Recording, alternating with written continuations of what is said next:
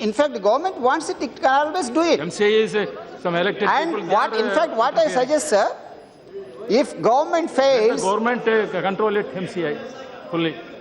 even today, sir, it's such an insulting thing for the government of India as well as for the people of the country that a single person after his removal and a case is against him, the CBI case, still he is ruling the roost. So it's almost equally important for the government to react quickly. Otherwise, I don't know whether I could request on behalf of the Parliament, the Supreme Court can come to our rescue, just as it has done the BCCI. See, I request the Honourable Minister to take some kind of serious, because many members expressing not. If government can't act, let the Supreme Court decide. That's what happened to the cricket board. AICT and UGC are government bodies. Yeah, why not? No, nothing. Yeah, it's very much required, sir. We greatly admire. I thank the chair for wonderful supporting this view, sir. Sir, I take this opportunity to make a request to the Honourable Minister for Health. Sir, there is a system called the continuing medical education. That means every doctor, for every 5 years, they should undergo at least 30 hours of medical education to update himself with the latest technology all over the country. I don't think that the Government of India or the Health Ministry is taking up this continuing medical education. Sir, I request this could be taken out of the MCI, could be given to the Health Ministry itself, so that a perfect, effective implementation of the continuing medical system, so that all doctors can update themselves with the latest developments of all over the world. This is very much required, sir. Otherwise, what they learnt in MBBS, they'll continue the practice till their lifetime. So some of the members have expressed their apprehensions about this different syllabus and all that. Perhaps to make it uniform, the central government, in coordination with the state governments, could consider a special coaching for the weaker sections and the people hailing from the rural areas. To this extent, the gap could be resolved.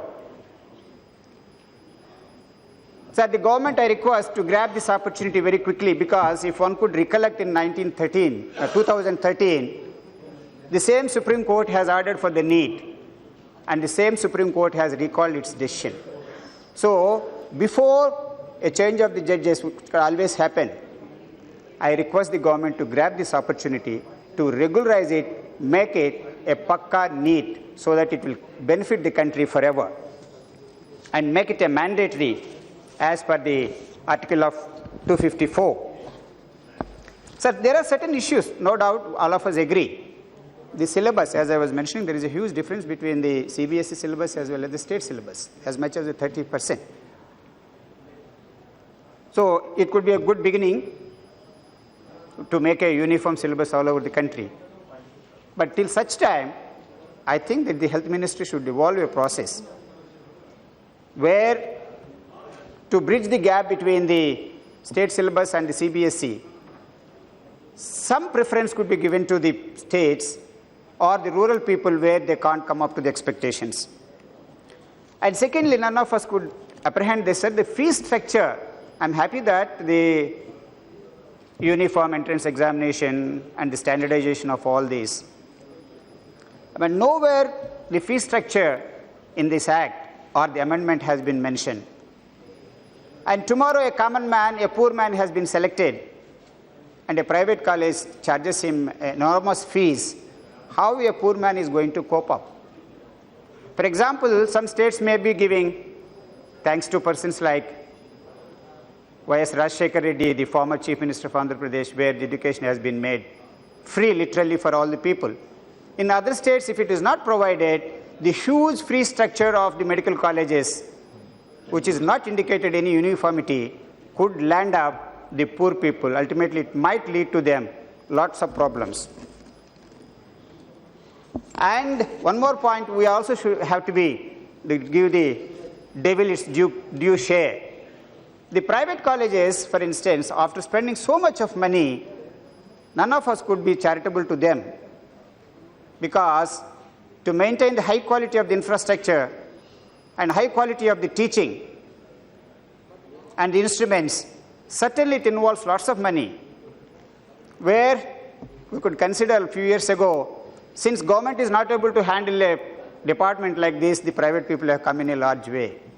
So therefore, in the interest of maintaining the high standards, both infrastructure as well as the education and the teaching, I think the government should also consider some of the issues of the private colleges where they are investing huge money. So there is no clarity on the counseling here. No doubt 85% of the seats should go to the states. But unless the counseling is extremely effective and relevant, persons who will be landing up with a vast country, both area-wise, the culture-wise, the language-wise, we have huge differences. So therefore, the counseling has to be streamlined, and I don't think that there is any clarity there whether the state government is involved in this counseling and the central government is involved, whether the stakeholders, the colleges are involved, the parents are involved. I think it's very important, the counseling aspect, so that the purpose of the need should be realized.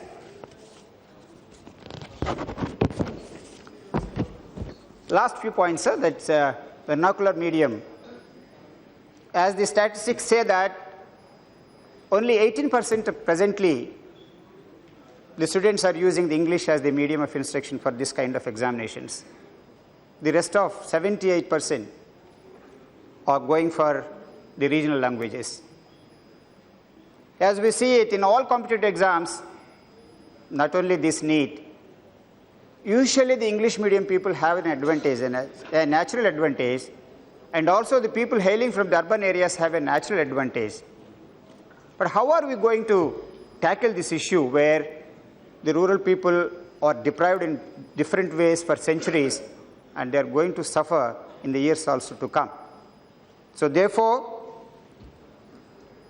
in the long interest, while we respect all our mother tongues and the vernacular languages, perhaps to cope up with the developments as far as this important subject like the medicine, I'm sure that it is appropriate to encourage English as medium of instruction so that in the long run, the individual himself is benefited to cope up with the ever-changing the subject in the medicine. So therefore, the health minister, I request him, we should encourage the medium of instruction as English. I'm not talking, we all respect our own mother tongues, no doubt in it, sir, because English is definitely giving an advantage throughout one's own life, whether it's in a private sector, whether it's in IT technology or anywhere. So therefore, in the long run, the priority may be given for English so that in the long run, just as this English is the connecting link for the Indians here, if the medium of instruction, the English is made more common, it would benefit all of us in the long run.